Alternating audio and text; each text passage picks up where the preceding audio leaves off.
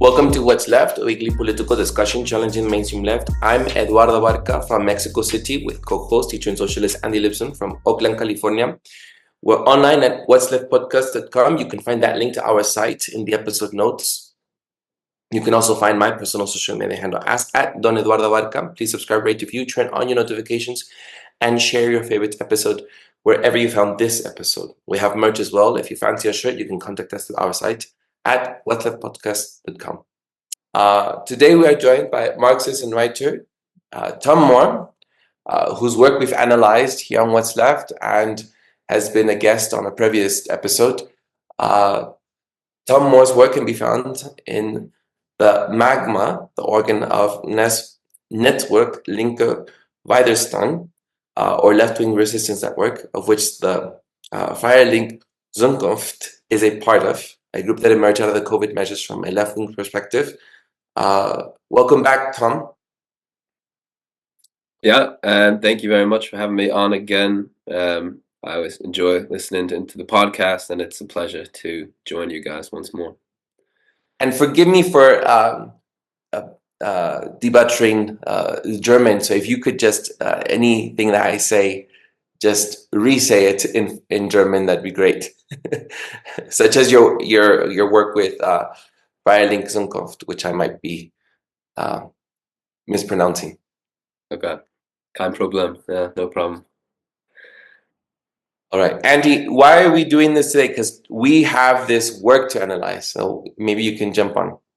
Yeah. Well, first off, like Eduardo, Tom, I'm really glad that you reached out to ask us to have this discussion today. I think your previous work with us, when we went over your two of the three articles that were around virology as ideology, really made an impact on me and made an impact on a number of people about really penetrating how deep the lie went, not just around virology, but around capitalist medicine and capitalist science, which I thought was great work you had done.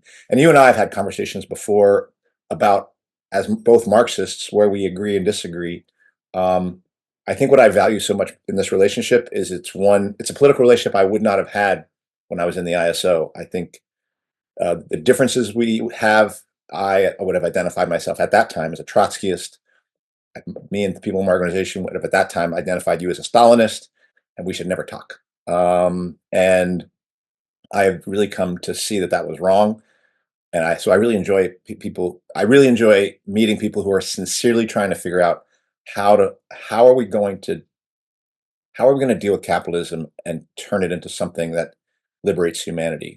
So that's what I take your article today as doing. And I do want to do this. The article we're talking about is this. I'm going to share my screen for a second.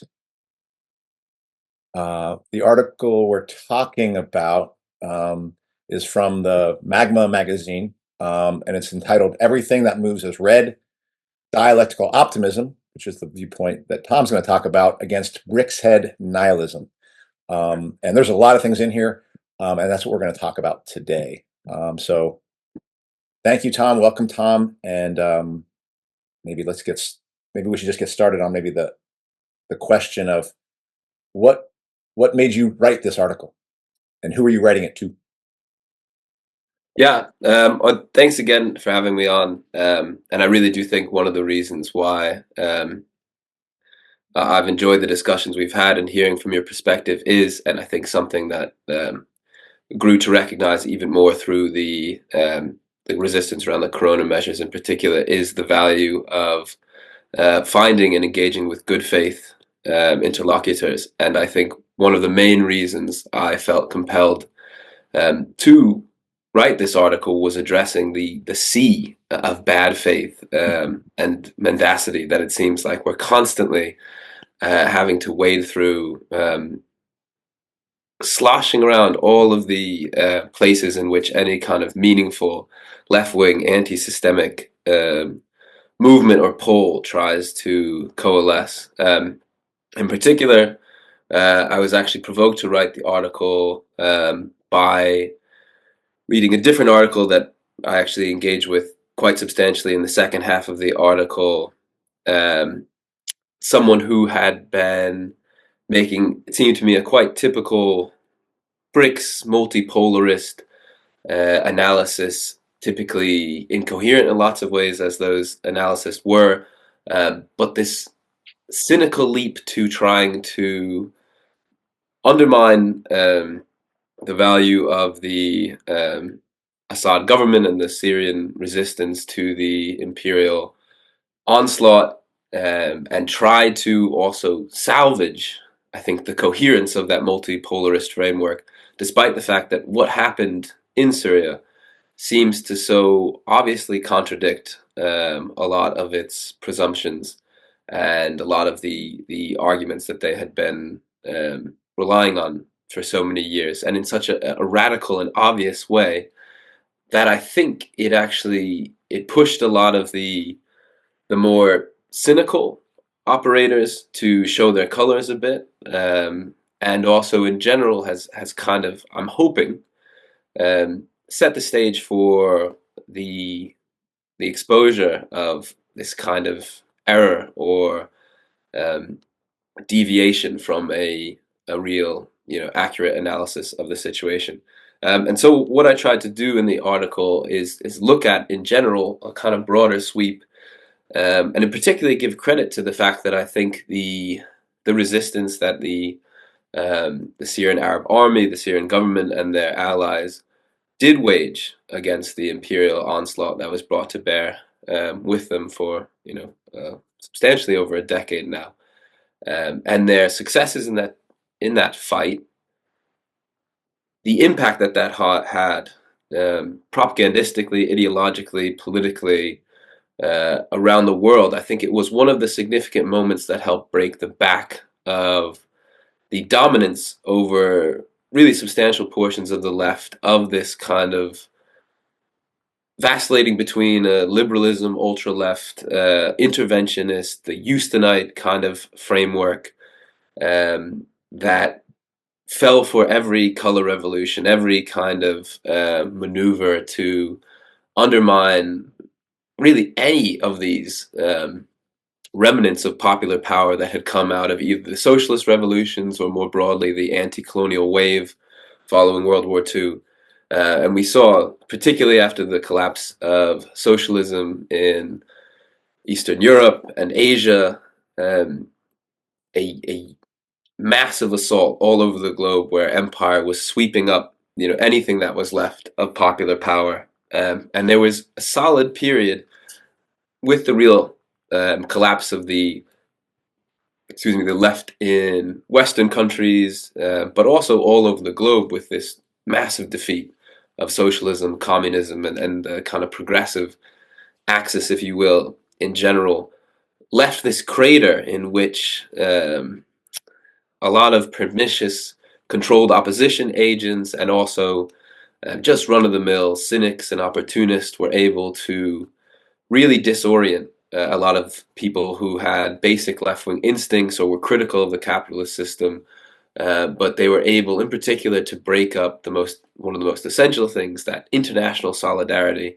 and that understanding of what's happening around the globe in the imperial context, and twist that into often corralling and brigading people with good instincts into supporting the opposite, right? Supporting these color revolutionaries and the agents of empire, whether it would be in Libya or Syria, or in many other places. And I think the resistance in Syria and its successes, and I think I would also name as very significant the resistance that the people of the Donbass region and the broader area were able to wage against in that context, the Western support for the junta in Kiev.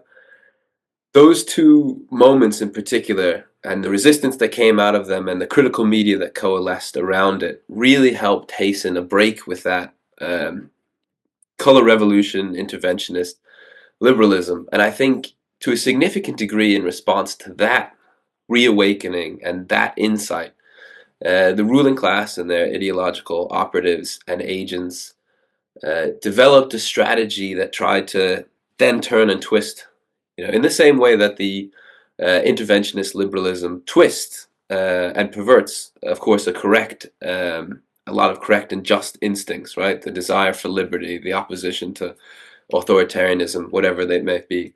In the same way, there was this elaboration of this massive ideological complex in order to take that insight and twist it again back into the control of the rulers, in particular by substituting, for instance, a respect and desire for real leaders, which I still do think any effective movement will need, into the hero worship, and in particular, not just hero worship, but hero worship of the opposite of real revolutionaries, and many times the effective and successful counter-revolutionaries themselves, right? Xi Jinping, Putin, etc. And to, in all of these ways, with all these different permutations and different flavors, re-disorient people who were just starting to come to grips with things, and see through it. But I think the last three articles that I've written have been focused on really this key era, I think, of the multipolar falsehood, and I think it's probably the most pernicious thing for people who would otherwise have the most astute and scientific grasp of what's going on in the world today, is that particular vice and falsehood. And so I wanted to take the occasion of the tragic fall of Syria, and the really cynical material that was being produced in response to it, and to try and cover up and confuse and disorient it, to once again engage with that set of beliefs and try to point to why I believe they are false. Yeah, and maybe this specific question I'll have, because it was in the reading, but I want to make sure it's clear. Is this was either an article or a set of article written by Moreno? Yeah, actually, Moreno Pasqualini, Yeah, I believe is his name. and if I understand right, not only was he saying good for the downfall of the Assad regime, but he was basically coloring what was the group? What was the name of the group that were the like HTS. say that HTS. HTS, where that HTS coming to power represented a step forward for maybe an anti-imperialist Turkey, and was sidelining the notion that somehow Zionism or U.S. imperialism had actually been strengthened through this. That's kind of what I heard as the critique you were making of Moreno. Now I just want to see if I get that right. Yeah, he seemed to be, and again, I think it was quite kind of cynical and inconsistent, in part because I think it was maneuvers to try and shore up a set of commitments that were becoming increasingly difficult to coherently maintain together. But the gist of his argument was that, people who were recognizing the extent of the tragedy for the resistance in general, of what happened and how negative the consequences were, not only for the people of Syria, but the region, were, mistaken or exaggerating, suggesting that the HTS might actually even have some anti-systemic or liberatory potential by gesturing towards that Israel might be opposing them, the claim that the US didn't want them there, and again, this idea, which is less common than the people who might praise Xi or Putin, and it seems to me almost unfathomable how anyone tries to take it. But this idea that Erdogan is actually, this substantially autonomous actor that might be leveraging against the US or Israel and might create some space for potential resistance or liberation.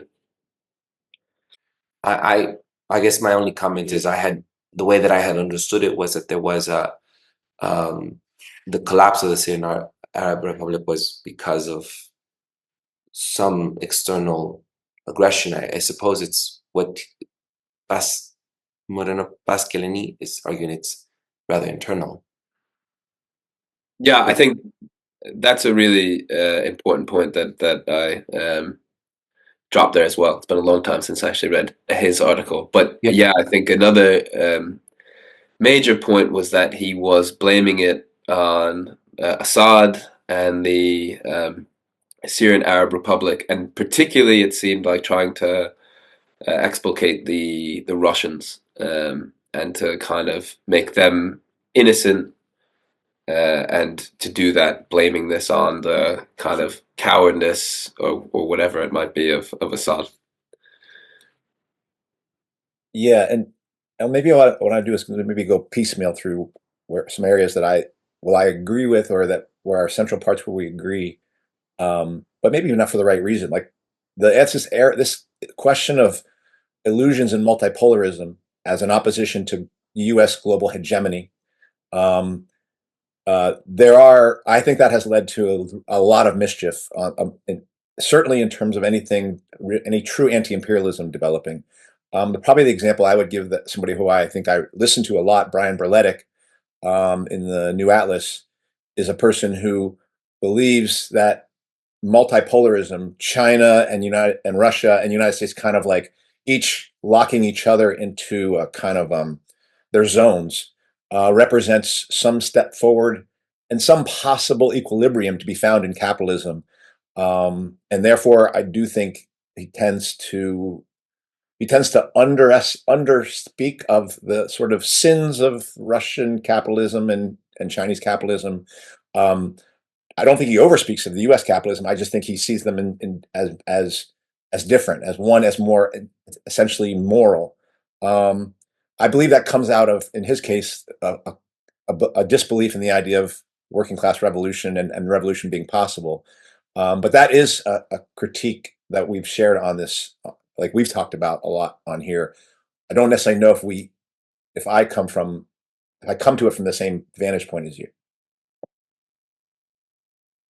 Yeah, I mean, it seems to me that, and as I alluded to there, and it seems to me one of the major ways in which anti-systemic potential, and particularly any real communist movement, is disoriented right now, is pulling to two poles that I believe are both kind of deviations. And one is this multipolarist organization, people who align themselves particularly to the Russian Communist Party, but also the CBGB-ML in the UK, and then critiquing them ostensibly within those large established communist parties seems to be the KKE, TKP, Mexican Communist Party orientation, which aligns more with the KKE's imperialist pyramid analysis, and argues that this is an inter-imperialist conflict, and that the Russians or the Chinese or the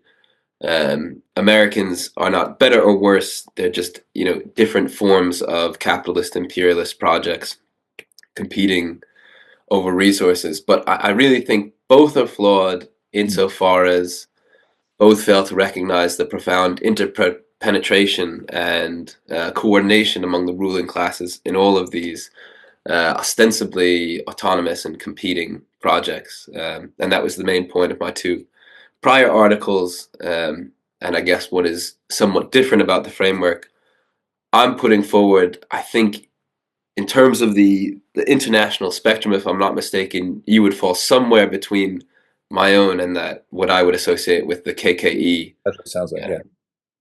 Yeah. And I think what you're describing, and that's like a Greek group. Is that correct?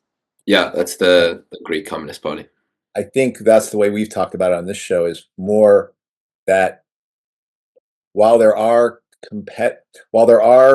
tendencies within capitalism to form combines and cartels and monopoly, that also, particularly under conditions of crisis, that the underlying dynamic of anarchic competition is dominant for me, in my vantage point, and that is what is taking place today. That there is a sincere, if you want to put it that way, sincere fight between China and United States to decide who really will be ruling the globe.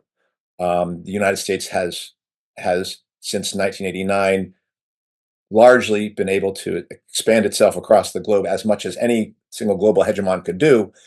And now I do think they're finding another empire building aspirant, in the case of China, kind of creeping up to their shores. And so I do think there's an actual battle there. And so to the extent that there is any collaboration, I think it's antagonized by the fact that they are on two sides of markets that, capitalism requires exponential growth in markets and production and productivity. And they're finding that there's limits that they're each coming up against. So it's Lenin's formulation of the age of imperialism kind of thing. There must be a part that you would say, no, that's not what part of that would you say is not right, or you feel like misses a thing? Yeah, as I mainly get into in the earlier articles, imperialism today is conspiracy practice, and multipolarism is neo-Trotskyism. I would say, trying to put it as succinctly as possible, is I think the elements of Lenin's analysis were correct at the time in which he put them together. But even in Lenin's own analysis, he was emphasizing to a significant degree that imperialism was not only the highest stage of capitalism, as he described it, but also already the transition to something new, the movement beyond capitalism as the system that had been analyzed by Marx. And Marx himself talked in Capital Volume 3 about how financialization was the abolition of capitalist private property within the framework of capitalist relations themselves. And I think what Lenin recognized, and particularly it's interesting to look at the change from once the Russian Revolution took off, and the changes in analysis, he took on a more optimistic language where he said there was a greater ambiguity in his earlier writing, even just a few years prior when he wrote the bulk of his pamphlet on imperialism, those set of articles, where he's more ambiguous about, this is a transition to something different, to the extent of socialization at the highest level, and the fact that you have a ruling class that becomes responsive to different imperatives, I think, than the conventional internal dynamics that define the capitalist system, as Marx analyzed it. Now, I think he also said, ultimately, the potential for, that's ultimately this drive towards cartelization and monopolization and the consolidation of ever smaller groups. And it always stands out to me that at the time that he wrote his imperialism articles, he pointed out that in Germany, for instance, he said, 300 men essentially run the country now, and it's a smaller group every day. And if we, even taking off from Lenin's, analysis, the expectation of that dynamic progressing over the course of a century, how much more concentrated is that power? But I also think what's a really essential point for me is that something that Lenin constantly emphasized is, of course, ultimately these kind of alliances or truces between these different capitalist blocs can only ever be a temporary truce, because ultimately at the end of the day, they are a recognition of the balance of powers between those capitalist countries. But as soon as the underlying power or weight between one of those countries shifts, there'll be a war to redivide.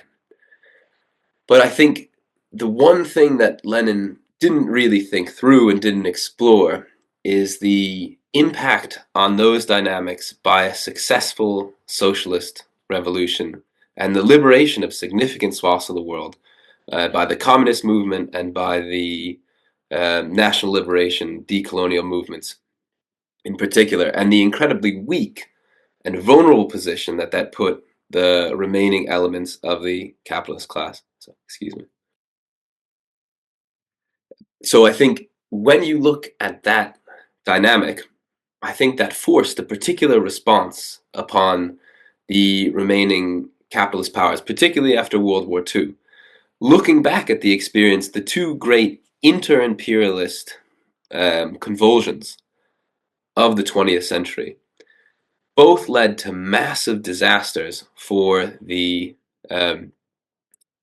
capitalist ruling classes virtually universally, in the sense that after the First World War, we saw, of course, the Russian Revolution and significant sites of liberation. Then after World War II, even more extended, right? The domains over which the capitalists had effective power were massively restricted. And I think in that context, the kind of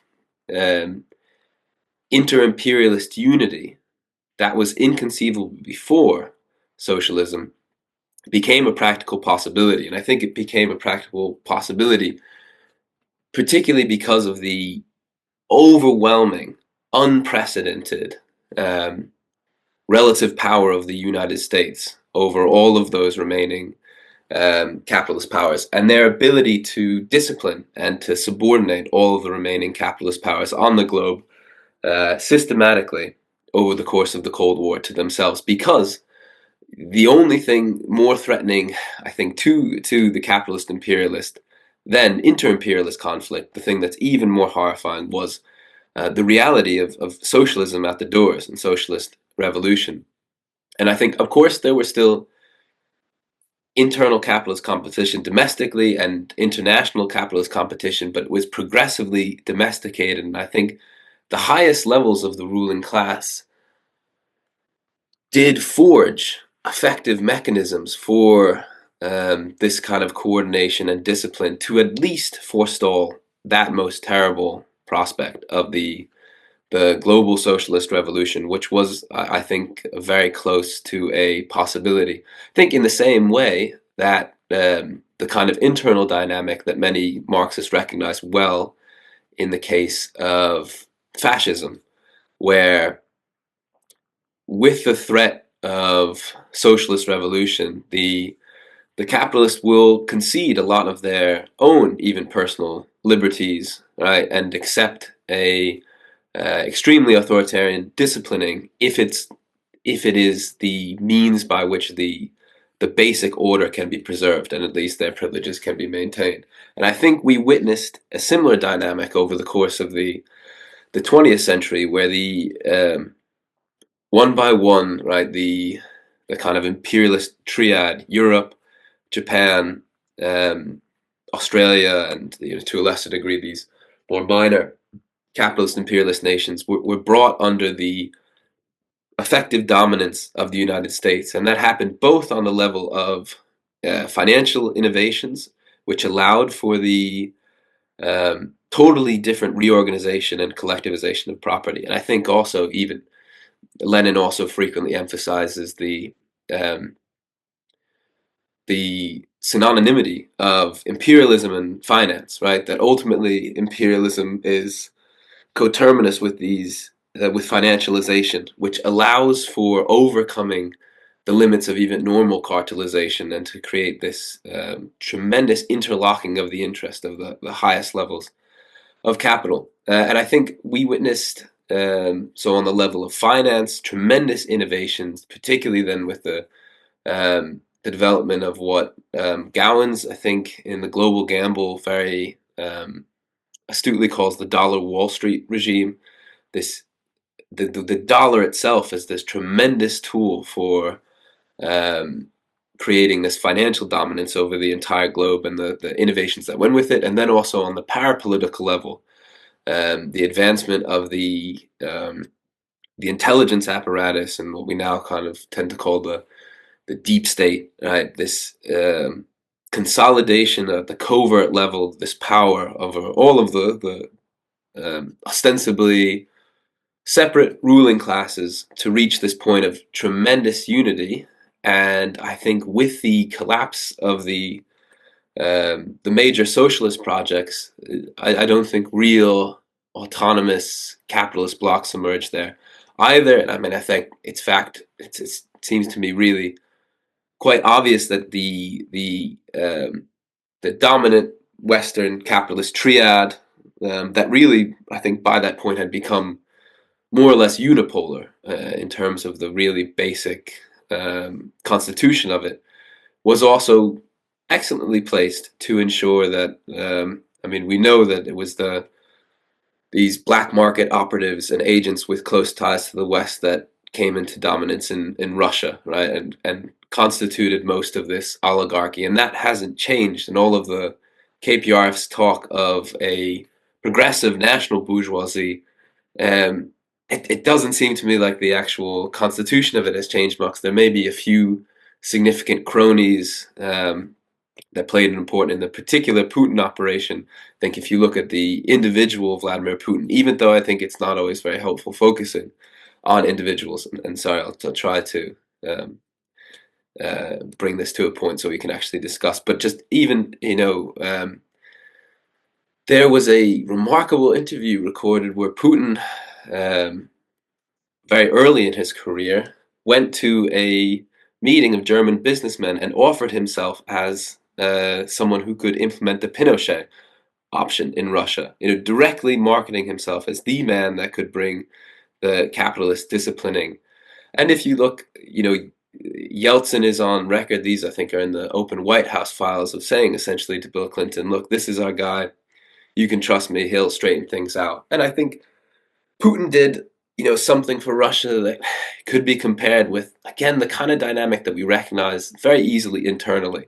The way that an Obama, for instance, can present himself as this false image of the liberatory potential in order to crush the actual possibilities, for instance, of the aspirations of black and more broadly oppressed and working people in the United States.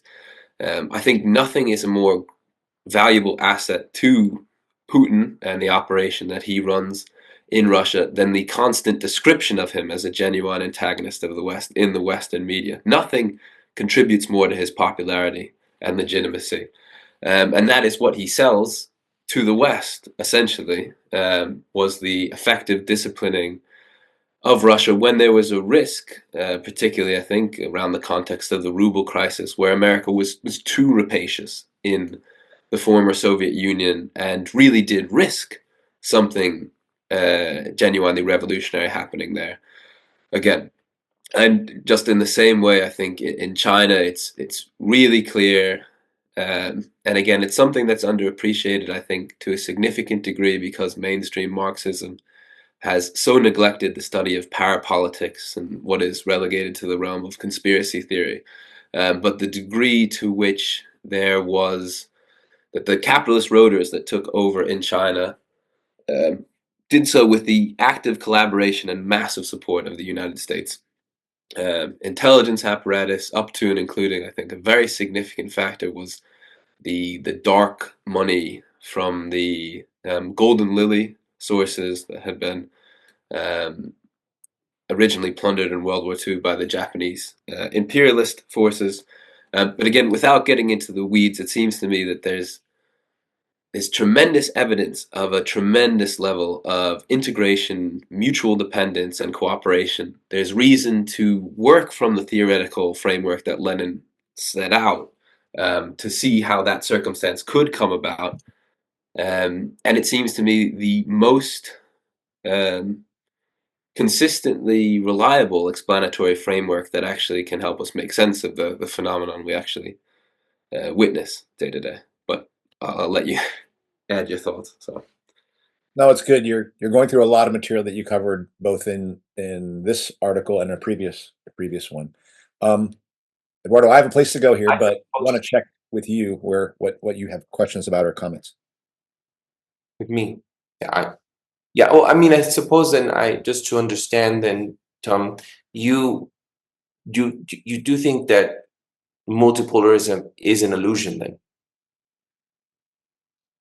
Yeah, absolutely. I mean, it's an illusion. Like you argue in the text that it's all actually a controlled adaptation of global capitalism, and that so I had an understanding, and maybe this is where we defer, that there were oppositional forces globally challenging Western hegemony. And it seems like you're even saying, as I was trying to understand your article, that BRICS, even the concept of BRICS, was all traced back to Goldman Sachs. And it's all just a way to manage all capitalist powers. And even after World War II, putting globalist powers in order, such as France. And so this idea that multipolarism can challenge the Western hegemony is all just, I guess, a plan or an allusion to that. Is that it?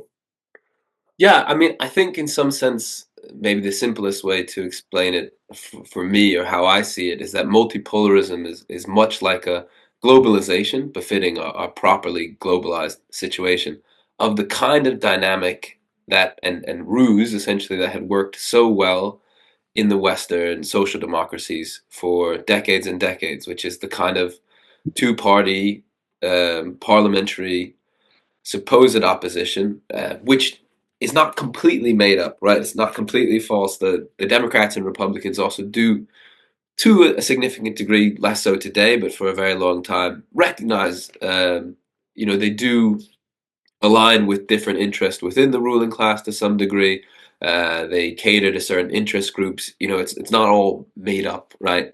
But at the most essential level, the opposition between something like the Republicans and the Democrats, or the Tories and the Labour Party in the UK, is more deceptive than it is real, right? And it's a trap for real opposition to the system. It's again, to go back to the Leninist now, most cliche, right? That they allow us every few years to pick who's going to rule us, right? From their given options.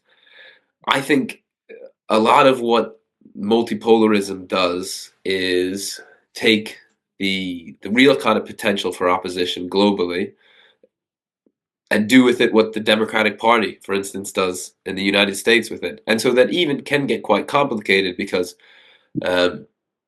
just like in the United States, lots of genuinely progressive, at least, and sometimes even revolutionary organizations would at least let themselves be courted by the Democratic Party, or might at least entertain the idea that the Democratic Party had some sympathies with them or had some progressive potential.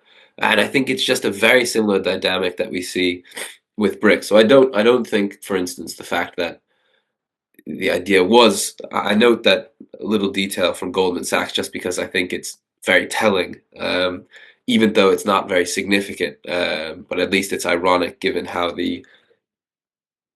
it's viewed by so many today. And I think there are lots of genuinely anti-systemic movements, real revolutionary potential all across the globe. I think the job of Lula and Xi and Putin is the same job for those as Barack Obama or Nancy Pelosi, those operatives in the internal sphere. Then staying with that, well, first let me highlight an area where I agree on the notion that a capitalist class, global capitalist class, that I do believe anarchically compete with each other in the system of capitalism, generally through nation states, that they can unite, and they can be united by the working class. And the Russian Revolution 1917 is a perfect example of that. And they were united. Forces that were fighting one another, or forces that had decided we should fight each other, then said, no, we need to unite after that revolution took place to try to strangle it, and supporting white armies and such a thing. But as you note, the fact that there still was that inter-imperialist rivalry led Germany to think, well, how do we use these revolutionaries to draw down and bring down Russia, which was an opponent, and and so they were successful at helping Lenin get into Germany, and then only a year or two later find themselves suddenly dealing with a revolutionary working class, and needing to find out how they could use socialism to discipline it. So that's how I see that dynamic playing out. But for me, it is totally true that both in World War I, which are for me examples of inter-imperialist rivalry leading to crisis and global war, World War II, and I do believe World War III, I would also say that there needs to actually be that working class threat to cause that. They are a band of hostile brothers, and those hostile brothers will certainly come together in the face of working class threat to any of them as individuals, because they know that it threatens them all. So I do see that. I guess a question I would have is one of John Kleisik has often been on our show, and he talks about a new world order, and really would tend to say that World War I, World War II, and even this coming World War III were sort of the fix was in on all those sorts of things, and there was just a reshuffling of the deck chairs by a set of global rulers. I don't think he necessarily sees it in terms of capitalism, although he does believe the profit system runs to some extent, and sees that essentially what we're dealing with is a kind of a global oligarchy that spans national divisions, made up of Chinese and Russian and United States and Britain, who coordinate, and that coordination represents the ultimate threat. It's not this competition, and that they in fact they would very much use a threat of a global war to push an agenda. So that is that way of hearing kind of that unity at the top that I don't necessarily agree with. But I do agree, you're right to say that it sounds like this KKE position is closer to how I see things working.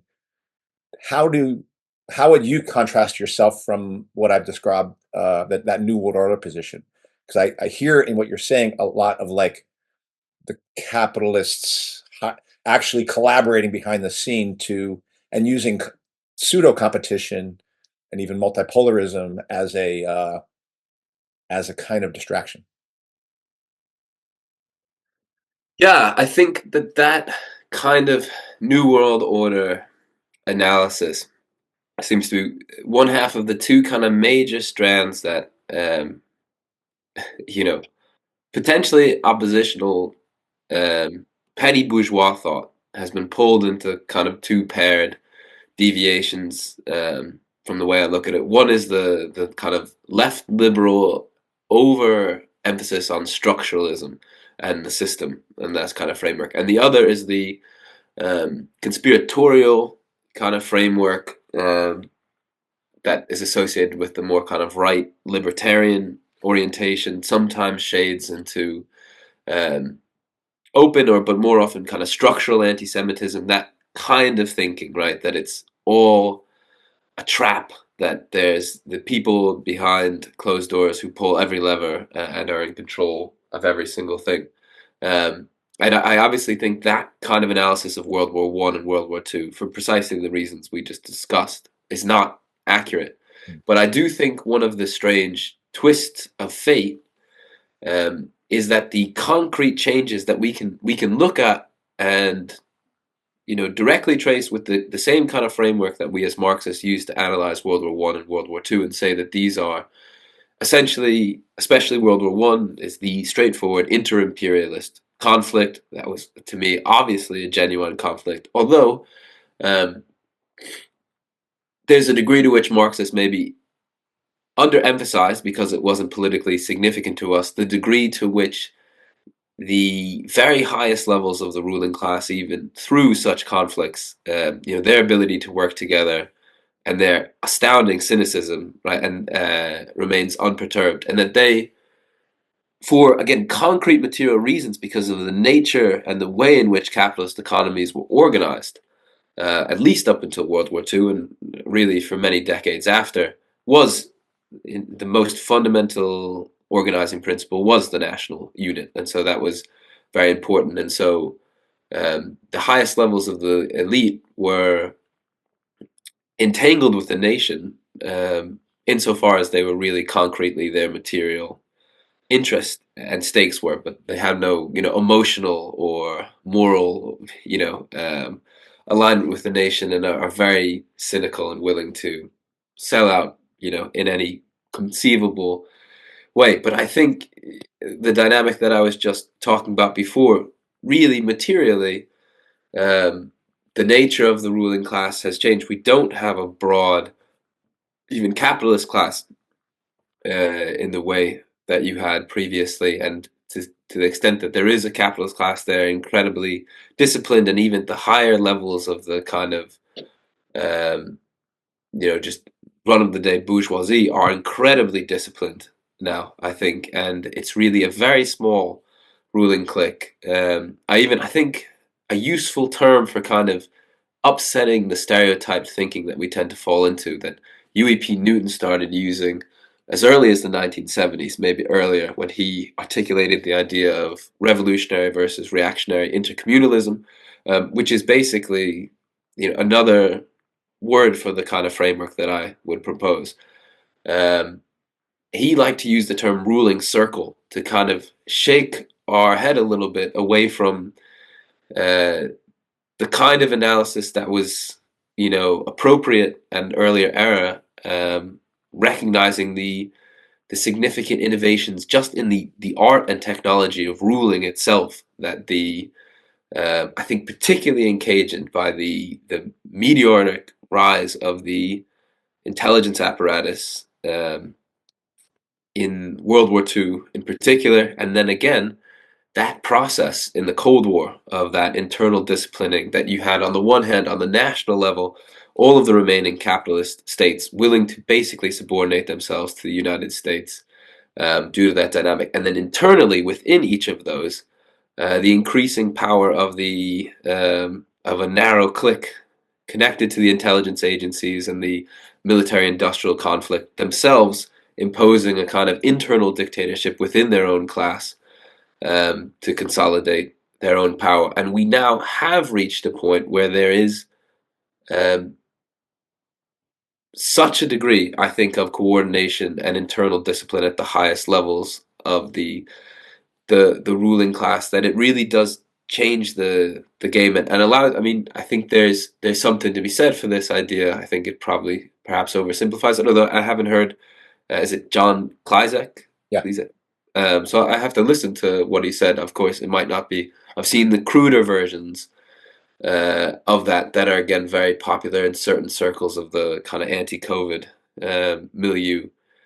Right? But I think to the degree that we can talk about fundamentally or significantly staged conflicts as being an important part of the current reality, I think that's true. And I think it's important that we remember they can be staged and real in the same way that 9/11, for instance, was a real operation by the United States carried out in part via simulated, flight exercises, so that there were real military members carrying out a real military operation while also under the impression that they were carrying out a completely disconnected war game. And I think when we look at something like the shape which the conflict in Ukraine has taken, to me, that is a basically coordinated operation to destroy one of the most significant sites of potential resistance in a way that could not have been done otherwise, right? I mean, the young men of fighting age in one of the areas that resisted the Kyiv junta, but also, I mean, I think it's really important when you look back to the early stages back in 2014, when those republics coalesced and they were oriented towards the basically socialist, anti-imperialist framework prevailed. There was a lot of talk of aligning themselves with, I think it was Donetsk Og, a briefly lived Soviet republic that was in the territory that was neither Ukraine nor Russia. It was not the like a vulgar Russian nationalism by any means that prevailed. It was overwhelmingly pro-Soviet, pro-socialist. Of course, there were some cruder permutations, and there was a massive resistance to that attempt to bring them to heel by the junta in Kyiv, with massive support from the West. And I think even there, and I'm digressing a bit, but I think it's just so significant that I think it almost inverts it, that people think of Putin and the clique around him as constantly trying to support in all the ways they could get away with the separatist. I think the exact opposite is true. I think Putin did the bare minimum that he was absolutely compelled to do by the sheer force of popular sentiment in Russia, that if he did a drop less, he would have lost all his legitimacy. And ultimately, I think Putin was aligned with the West in wanting to crush that. I mean, anything like a successful, even extremely kind of deformed or confused or disoriented, but a autonomous zone that oriented itself towards the Soviet tradition on Russia's border, nothing horrifies Putin so much. And I think there's a lot of actually evidence in lots of strange places. There's even, it's probably apocryphal, but there's an interesting supposed journal of Alexei Mozgovoy that has circulated. But I think you can look at more substantial stuff and even just look at the basic facts to really consider how the Russians and the West bled dry the real opposition by this kind of coordinated war of attrition, and then used it to break the back of the working class. And also, I mean, I think it's in Putin's interest as an agent, essentially, of the combined ruling class to deliver a lot of dead young Russian men as well. To deliver, and one could even make the observation, I don't think it's simple as this, but all of the Russian and Ukrainian young men of fighting age who did not die and did not fall for the COVID swindle, right? That gap has probably been made up simply by what they've managed with the Ukrainian conflict. That those places where you had actually really critical populations that didn't fall for COVID, well, they found another way to disarm and break the back of the most significant potential basis of popular resistance. Which I think also, just briefly, and one of the most interesting things about talking about this here with you guys is, to me, one of the most compelling evidence of the tremendous coordination among the ruling class was the COVID program, and that anyone who was outside, right, who was really oppositional, could have easily used all of the obvious gaps that was only possible because of tremendous coordination and discipline at the highest levels of the ruling class. And anyone who even, was remotely flirting with really leveraging their popular will to do something anti-systemic, anyone who was even, as autonomous as like a Nasser, right, could have easily leveraged that. And Putin kind of pretended, but never got close. I mean, I think there's a really good critic, even if he's silly, and there's a lot of stuff he writes that I don't agree with, but Edward Slavscott, don't know if you've come across him. He used to be, I think, a writer for RT, but he writes his own Substack critiquing this kind of multipolarism, a lot of it around the COVID agenda, looking at all the ways in which all throughout COVID, the Russian government really only made the barest concessions to a huge popular consensus against the program, but did everything they could to enforce lockstep the COVID program in Russia as well. Could it be said then that multipolarism is a dangerous ideological trap, that we think that the elites are actually, they're not actually, we think that the elites are fighting against each other, but really it's the elites, the ruling class, that's actually fighting against working class, and that competition is an illusion, but rather the competition is between the ruling class and us, the rest of us, and that's what we should be focusing on. Yeah, exactly. I mean, I think that just wanted to summarize it for our audience. In that way, I think that's what I keep coming back to, which I see a high critique on multipolarism, and even the critique of Pascalinelli's work and his maybe missteps or in seeing and analyzing the structuring of capitalism, I suppose. Yeah. Right. Probably for me, while I definitely see coordination in the COVID thing, I also see within it reflected the kind of thing that corporations do when they copy one another.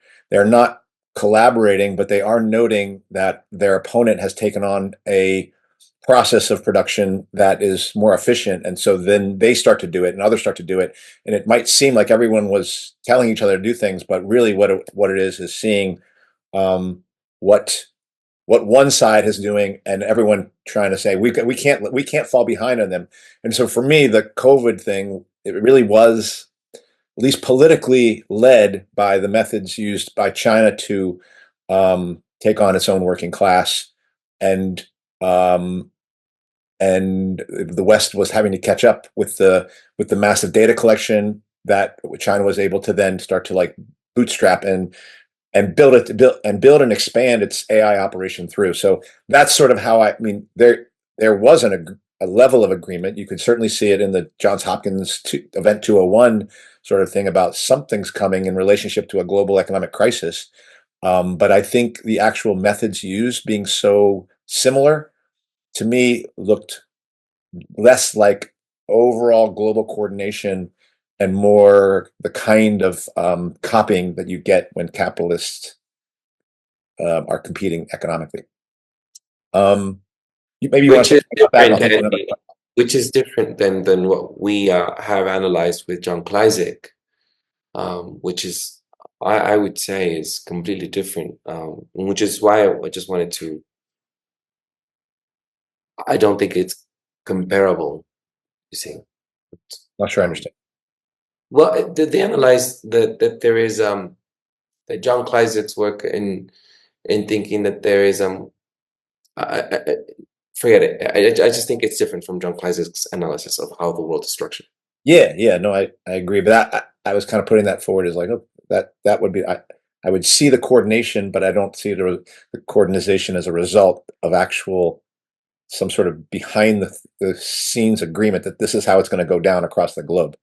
But let Tom, you respond to that, and then I'm going to take it a little bit in a different direction. I was just wondering, particularly Andy, if you would think at least that, for instance, if we went back to that kind of classic inter-imperialist conflict of World War I and thought about the terms then, that if one of the contending parties in that context, the US or the British, for instance, initiated something like, now again, it gets very hypothetical here and almost impossible to imagine, but that in of itself, I think, is really illuminating in all sorts of ways. Something like the COVID program. Well, they did with the Spanish flu, right? Yeah, it wasn't like they did do that. I mean, that's my understanding now of how that went down. But go ahead, take it from there. But would you at least something as, I think, as vulnerable to exposure as the COVID program? If anyone, for instance, with the kind of resources that Russia or China, any national economy of that basis, if it wanted to really destabilize and fundamentally undermine the other parties, to me it seems like that would have been an opportunity that any really anti-systemic power could have availed itself of, as for instance, I think something like Imperial Germany would have gambled in the same way that they were willing to play with fire, like supporting revolutionaries in Russia or other places.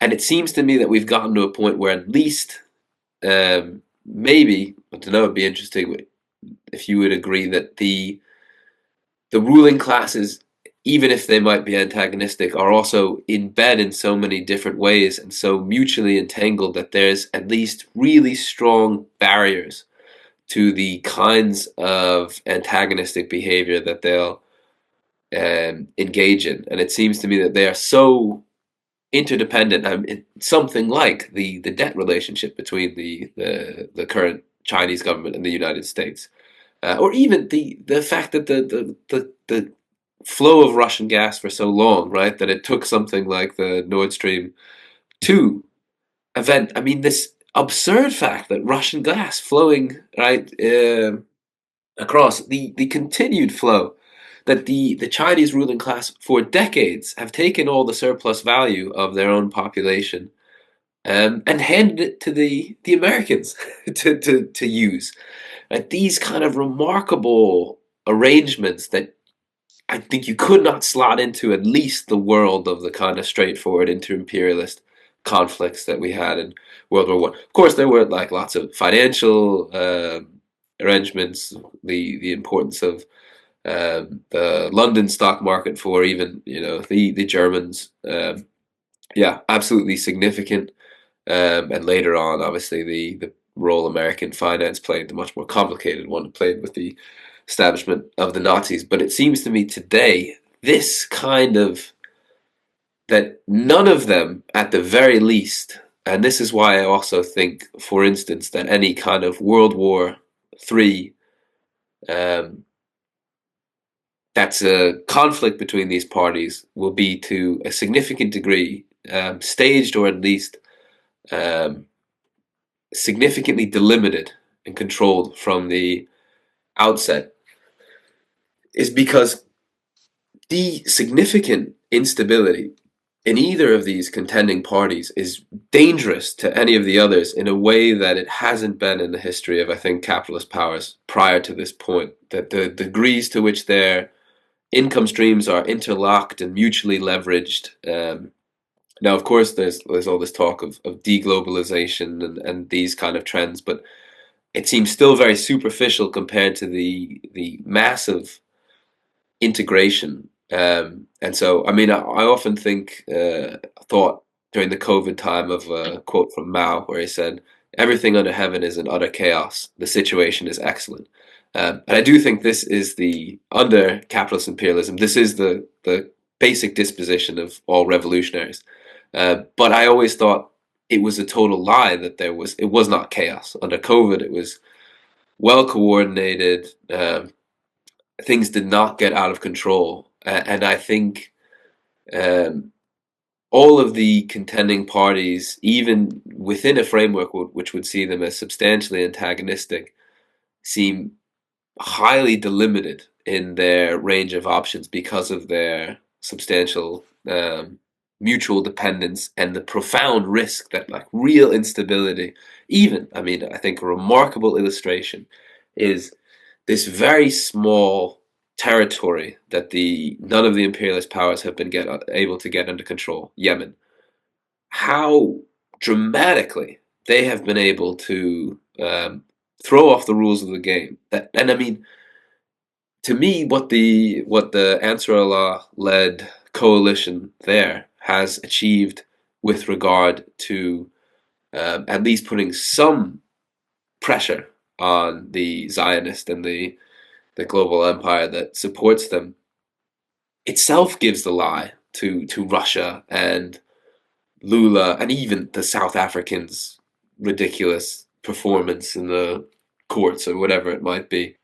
And if people working from those resources with those limitations, but with an actual, genuine anti-systemic orientation and real sovereignty and autonomy, even under these impossible conditions, can do that much, it shows how dangerous to any of the parties any site of real autonomy is anywhere all over the globe. There was a question about World War One, right? Within that. Yeah, I guess I was just saying, thinking through, for instance, would parties with the kind of antagonism that we could recognize in World War One have been able to get through the COVID program with the kind of coordination that we saw? Well, let me say first off that part of my skepticism, so I don't know, like I ultimately don't know to what extent behind the scenes, there's just complete economic and even political coordination of between China and Russia and the United States. There might be something there completely could be some stuff that is going on that I could just say I don't know. It doesn't jake with my understanding of Marxism. That's what I would say. And you're a Marxist as well, and you can align it by saying Lenin missed some parts of it, and that was some of that ways in which you reappraised Lenin's understanding of imperialism, and that's the highest stage of capitalism. The way I can understand, I think this is going to get an answer to your question, but I'm going to put it in terms of why what would be the risk of one of the empires, of empire builders, exposing the other as a liar, and then basically taking advantage of the fact that, like, the United States would expose China as making a complete psychological operation against its own population and potentially against the world, exposing that there's no pandemic. Da da da da da. The risk there is they have to believe that what they're going to do is one of two. That action, they have to know, ends with the with basically imperialist war turning into civil war in China. They have to believe that exposure is going to so threaten the United China that they cannot proceed with their program of centralization of the progress, what the Fourth Industrial Revolution represented as even greater centralization, greater alienation of their own classes, and greater dislocation of the working class from its own self-determination, and subsequently also risking the fact, if they themselves don't proceed in the same game, falling even farther behind in the data collection necessary to develop what everyone knows is going to be the terms of competition in this next era, militarily, economically, and politically. So that's how I see why they all got to keep their mouths shut while they all try to fucking play the same confidence game over their respective working classes and make alliances at times, because that's what they did do with China. They spent the entire time talking about what China was doing as authoritarian and da da da da da, and then came back and did all those very same programs and just tried to hide the fact that they were doing the same authoritarian measures. So that's, I think, if I'm not sure that's an answer to your question, but that's how I would see it, is that you have to know, if you're going to do an exposure as a capitalist class, then you better know you're taking them down. Because if you don't take them down, then your opponent is sprinting ahead using the latest means to getting an advantage. And if that's a giant risk, and I don't think any empire is willing to do that. Because I think they are conservative at the end of the day in terms of how do we maintain our rule, and we're not going to make any huge leaps unless we know we lose. And then I do believe they make big leaps. So that's how I'd answer that question. I don't know if that's an answer. Yeah, I think I see where you're coming from. I think I would say, to my perspective, it seems like a quite significant defining characteristic that, if we say even in a very simplified terms, the inter-imperialist rivalry as traditionally conceived of, is one in which the stakes and the nature of the interrelations are such that the contending parties would risk supporting even socialist revolution in another country or in one of its principalities, which is what Germany did in World War I. Which is what Germany did in World War One, and Germany in Russia, but also even in Ireland, and in the same way. Whereas I think today it's very hard to imagine any of the contending parties actually risking supporting any real feasible revolutionary threat in one of the opponents, because that balance has shifted, both in terms of their own precarity in a certain sense, and also interdependence in another. And that, for instance, I at least think that any state with the resources, certainly of Russia or China, even potentially a smaller player like Brazil, could have leveraged those resources to share enough information and expose enough and mobilize enough to foment a revolutionary situation around COVID in many of these countries. Maybe you don't think that was the. I mean, I'm thinking just the reason I say that, the reason I disagree. Well, and I'm only looking at the United States. Let's say the exposure was on the United States, is the degree to which the left itself fell for the op, and that would have led. That meant it's going to have to be the libertarians and the right who essentially are the centers of axis around that. And now, as you see how Trump, the other section, the Republican Party, has captured those folks, I did not, in some ways, I did not realize how politically how easily they would be politically captured in the way that you talked to Obama doing to the left on this other side, the situation here with the working class, in my opinion, is awful. And I mean, in terms of the possibility of something politically independent developing. I talked to Eduardo about possibly covering in the future days wildcat strike of prison guards that took place in New York. That has lots of issues. But there's nothing like that's the closest I see to anything independent developing here. But I can only tell you my lived experience as a person among workers and trying to organize workers for quite some time. It seems almost hopeless, but I haven't given up hope. That's what I would describe. And that's why, like, if anybody was thinking that they could destabilize the United States with this, I would say, no, you're not, it's not going to work. You're going to find yourself with CIA running through your operation, and you're going to find yourself with 3 or 4 dead MPs in your country, and other ones that having, what is it? What is that program where they find kid porn on your computer, that the CIA could plant shit, like all that kind of stuff going into your, creating a nightmare for your politicians and anybody who thought that they were going to try to get, and as we saw in Africa, just straight up getting killed. So I do think, and maybe in response to what you were saying, is because the possibility of actually any socialist revolution right now globally I feel is foreclosed given the state of the working class and its level of organization. Unfortunately, that's what we have are places like you mentioned in the Donbass, where not only is Ukraine being used as a proxy by the United States or the Western part, but like you said, Russia coming in and in the name of independence of that region, I believe pushing aside anything that was truly independent and using it as a proxy. And what you have are a region being divided into a civil war, fighting in the name of 2 empires. And that seems to be the situation right now. I see only empires and proxies across the globe. Tom, if I Go on, Eduardo.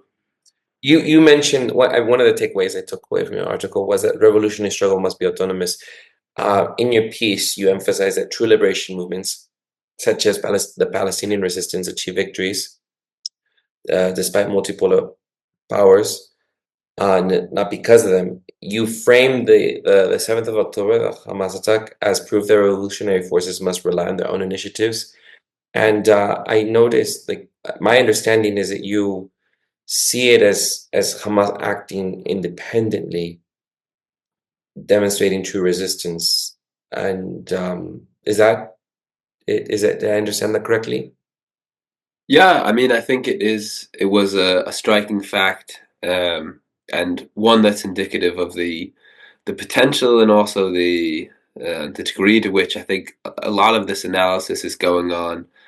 Again, working through very difficult. I mean, nobody's working through more difficult situation than the Palestinian resistance. But I think particularly the factions, or the wing within Hamas of that particularly resistance-oriented, resistance accents-oriented wing that seemed to figure very significantly in this operation and the coordination with the other resistant factors. The fact that it was not apparently even shared with Iran or other parties was indicative of some awareness of the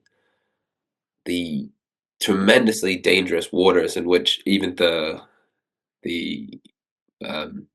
genuine aspects of the kind of resistance axis are operating in, with the entanglement of China or Russia, right? The games they played in Syria.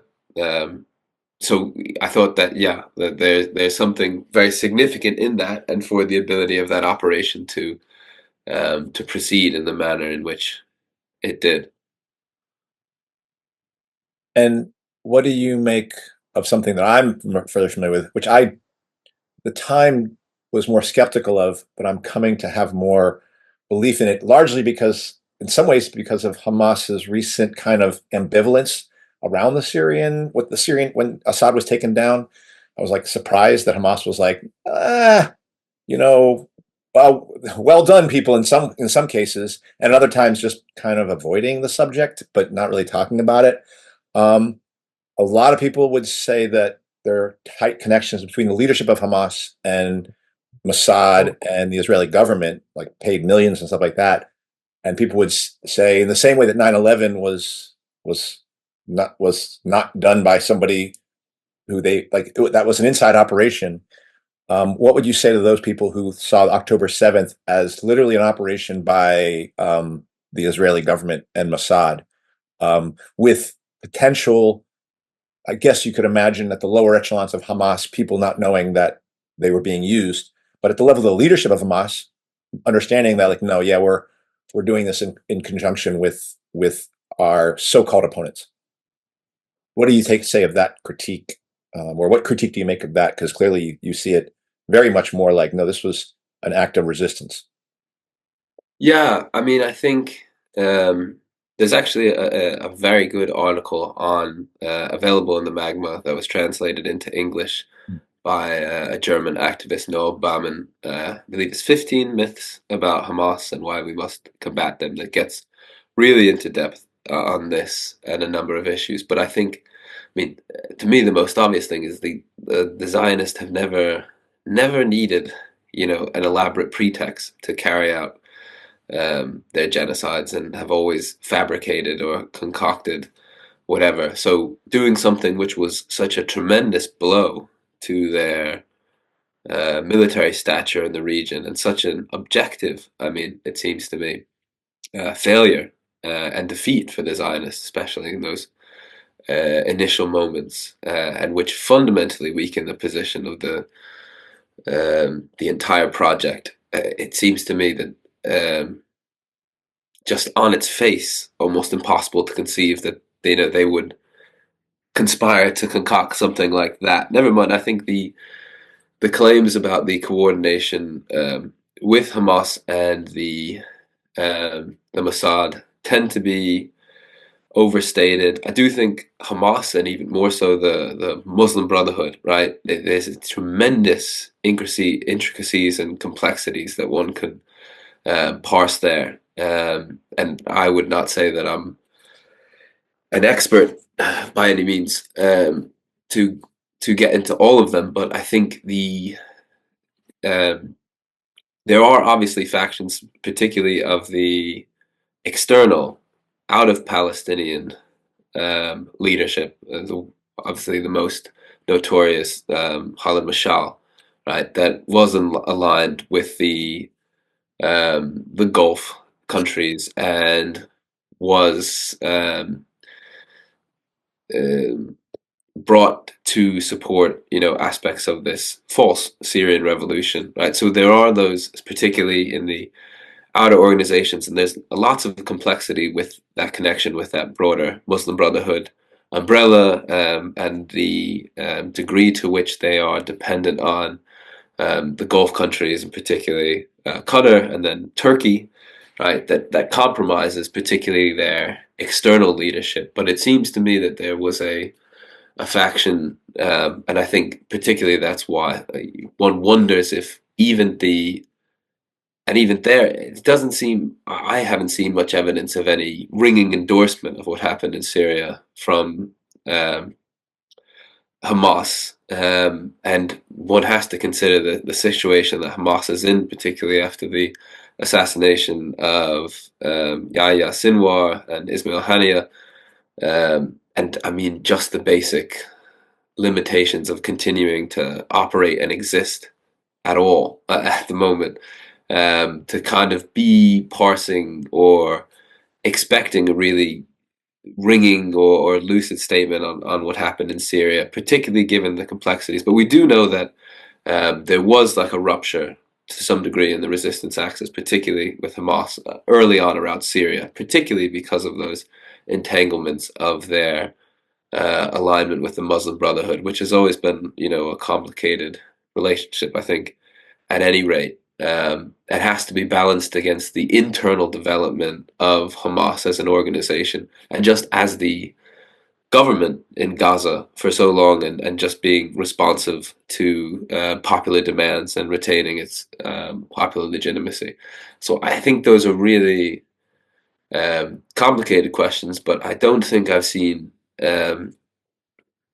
any evidence to believe, certainly, that October 7th was some kind of Mossad operation. And even if they did have prior knowledge of it, or believed that they could use it to their own interest, all of the resistance factions, right, decided to go ahead with the operation, probably aware of the risks of leaks, and nevertheless made that judgment.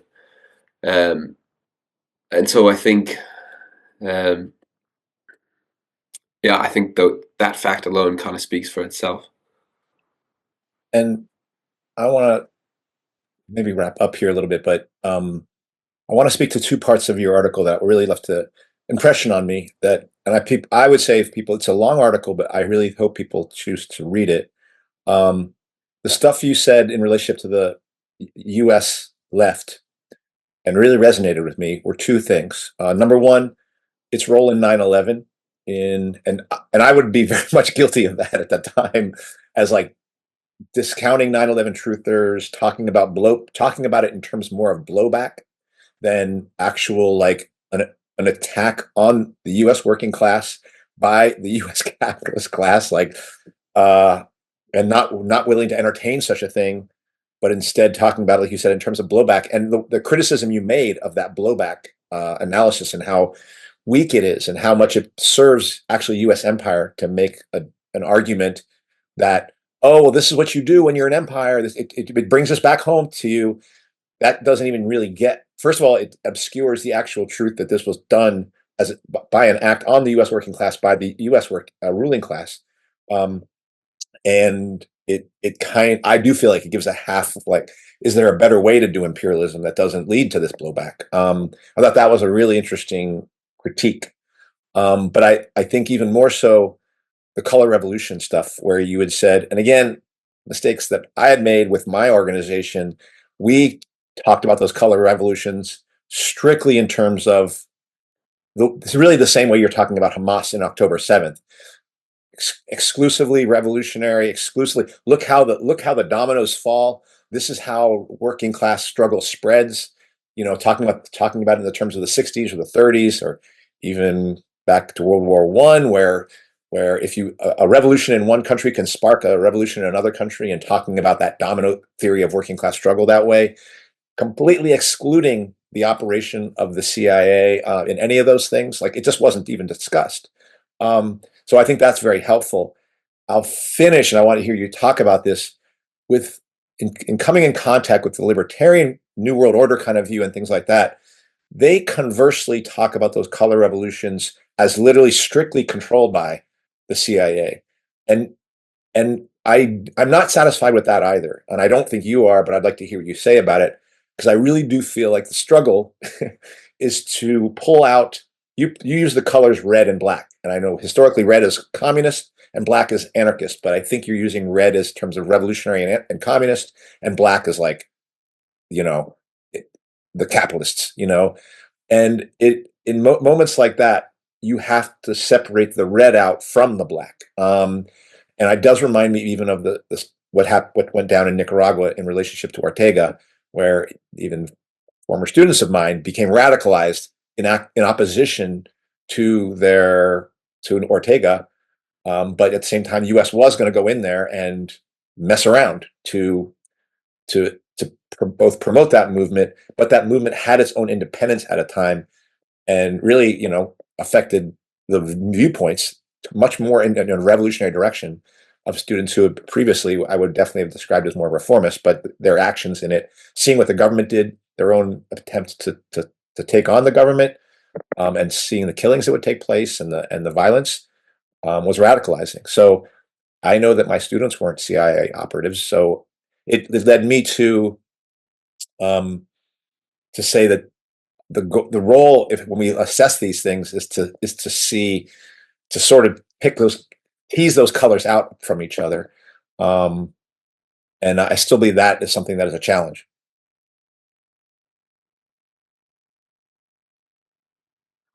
So yeah, so I guess the point is just about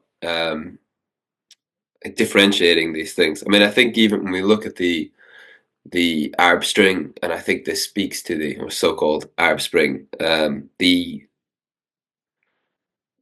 this maybe more new world order like nature of a situation, but that there were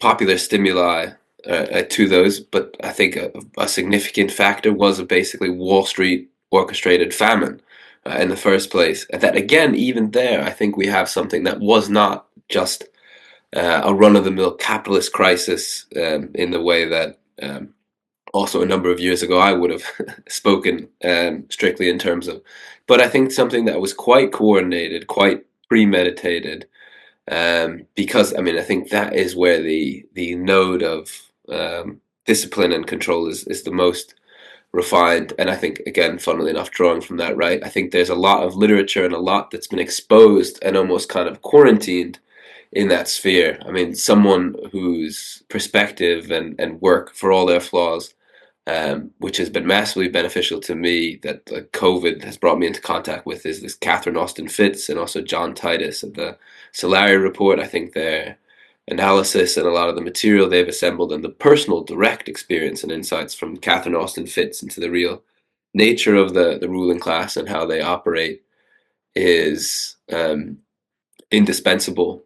And I think we have to recognize the kind of the advances in the technology of disorientation, and even the advances beyond the typical contra operation, which is another almost, I think, stereotype that sticks in our head, and that we are so tempted to kind of paste onto any situation and say, okay, are they color revolutionaries? Are they revolutionaries or are they contras? And that made it terribly difficult for people to recognize the way in which, for instance, in Syria, I think we had the empire deliberately having multiple competing gangs of, broadly speaking, mercenary factors competing against each other as the most efficient system for raising the country back and forth, and for doing it in a kind of plausible, deniable way, having the HTS and ISIS and our Kurdish clients, right, being able to move back and forth to create these pretexts. Never mind, on another level, the ability of the Russians to come in and, to my mind, hold the Syrians back and essentially put the Syrian government on a leash to make sure that they didn't fully liberate the territory or establish a functioning state, which again I think is the part of that objective circumstance in Syria. It was the case, particularly because I think of the leash put on them by the Russians, but also it must be said that the Iranian government was not willing, minimally, to at least subsidize their ally to even be a functioning state and to have the legitimacy to be able to establish itself and to maintain itself. Yeah, I mean, I think parsing these things have become very complicated. I should note, in the context of Syrian, I think a recent commentator who I think is not recent, a commentator who's recently made a lot of points that I think show the breaking of this multipolar framework that I should mention is Laith Maruth, Free Palestine TV, that I think is another perspective really worth looking. But I think the whole point, I guess, is that these things are not easy to parse by using simplified frameworks, or particularly this kind of geopolitical chessboard analysis that the Scott Ritters are constantly trying to impose on people. And if we get down to more analysis rather than just this reactive punditry, we'd move forward much more. But that was really a very inarticulate response. No, it's I think I understand mostly what you're saying there. Eduardo, what do you think? You think is there any questions that you have? I don't have a questions. I think I just like what you went through, Andy. I think I have friends in socialist organizations, namely PSL, and we even interviewed a very involved person in the PSL in the Bay Area, and it her name is Natalie Risi, and she was defending, you know, the struggle of Cuba and North Korea and Venezuela, and she even went and worked in Venezuela in its resistance movement. And I think what Tom Moore is saying is that that is what we need to do, is to realize that leftists who align themselves with multipolarist narratives, uh, they are we're being duped by these the global system that trying to neutralize resistance. There's no resistance by aligning ourselves with those forces, because uh, I think that's a naive perspective to think that those are true resistors of Western powers. Natalie, do you remember we interviewed Natalie No, I Risi? do. I'm curious if Tom And agrees. she would Well, try yeah. to I'm she curious tried if to Tom agrees with what you would say as a summary, because I'm not sure if I heard the same thing. But Tom, why don't you say? oh maybe Yeah, I I'm mean, I think I would actually give the caveat that I have a fairly positive evaluation of the Cuban, the North Korean, and the more complicated situation in Venezuela. But I would say that those are more, to the degree that there's a critique to be made there, it's they're victims of the multipolar rather than this swindle than agents of it, and even at least more defensively, because these are states or projects left with almost impossible circumstances after the collapse of the Soviet Union and really existing socialism more broadly. And I think China, in particular, is in a position to very effectively discipline a lot of them, though I think they are, to a substantial degree, struggling for liberation against those forces, but are constrained, policed by them. I it it's this is tricky. I mean, because you know, uh, what Tom's talking about is not easy to. You're not. You're trying to talk about things that have poles to them, but without talking about them in black and white. It's like where the black is, the white is, and where the gray starts to come in. And I find that difficult to sometimes talk about. But I do believe I think that's what you mean by dialectical optimism. Yeah, I mean, I think trying to, and in particular, as I alluded to in the article, Gramsci has the point about pessimism of the intellect and optimism of the will. And I think a lot of what they pulled off with the multipolarism swindle was disaggregating those two things.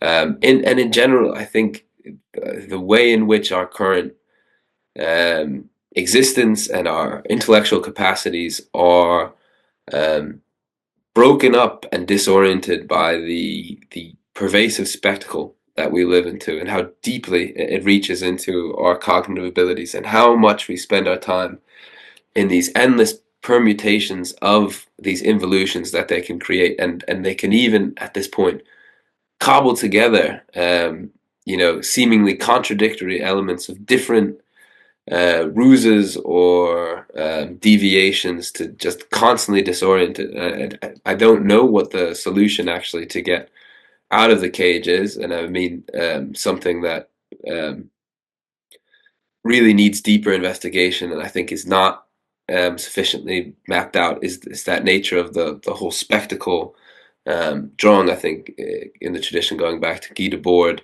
and developed as people like Beller and the cinematic mode of production. This system of disorientation that we live in is really profound and radical, and has made it so difficult to get past these um, endless confusions and shadow boxing. Well, I think that was in some ways a question that got taken up by me and Michael Hoffman and Eduardo in an episode we did maybe 2 weeks ago about, do we need revolutionary organizations, particularly in light of our experience of coming out of explicitly revolutionary organizations that were explicitly ultimately not explicitly not revolutionary. But I think currently, and even listening to you and the group that you're with, how do you translate their name in English? Free Left Future, Right. Freilinke Zukunft. Yes, right. I currently am describing and then you come and talk with us, and we talk with others, and those of us in Workers and Students for Choice who are kind of left over, the kind of conversations we have here. And I'm in a Marxist study group right now with the guy Bo, who had been on here. I think right now we're in the situation of the land of the misfit toys from Rudolph the Red-Nosed Reindeer, where all the people who see that there's something deeply wrong with a lot of things are trying to figure out how to assemble with other people and figure out what the heck is going on. That's how I would describe where things feel at to me.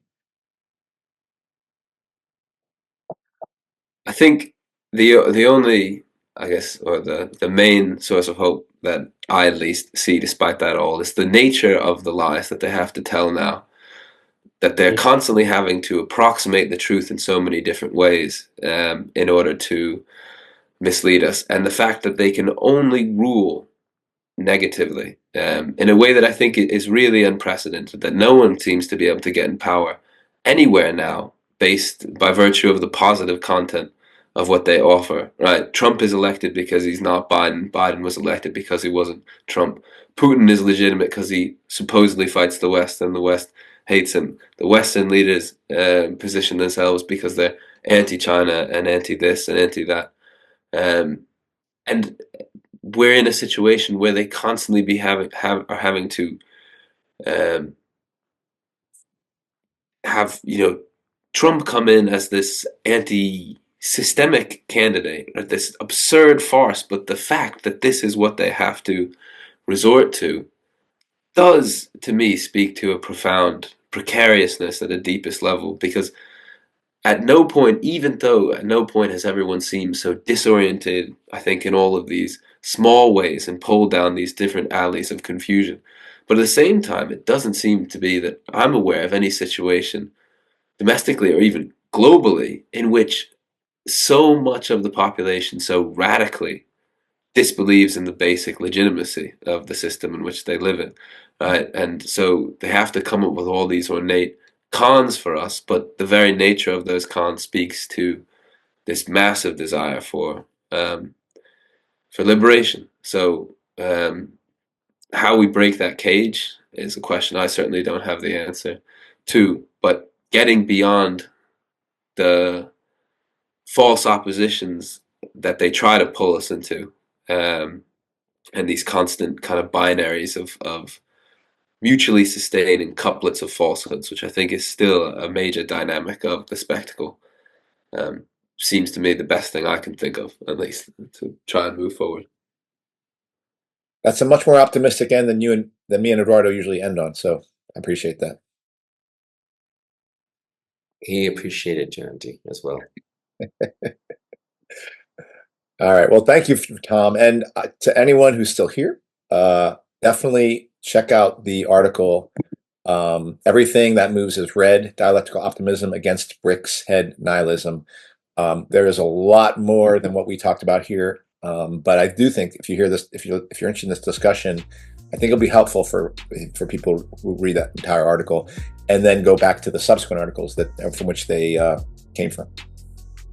Well, thank you very much for having me on. We look forward to it, and good luck in July. That does it for this week's episode. What's Left is a weekly political podcast challenging the mainstream left.